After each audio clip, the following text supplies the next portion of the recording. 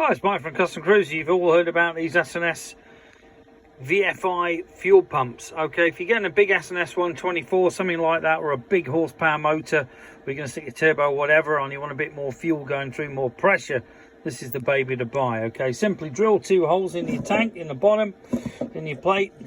Okay, this will bolt through. This is for your wiring. It's as simple as that. This is your pickup, and basically, you know, this will go onto here, put it where you like. And then obviously here's your fuel out. Very simple to use, very good bit of kit. And as you can see, this will completely seal, so it's pretty simple to do. But S&S as usual, top of the range stuff. You know, this is a pretty heavy solid thing, not a cheap Chinese thing at all. But if you're interested, give us a call. You want to bump up your VFI or your EFI, whatever you want to call it, this is the baby to do it. CustomCruisers.com, 01773835666. Or see the new site, customcruisers.eu, when I get a chance to do something on that, that is. Thank you.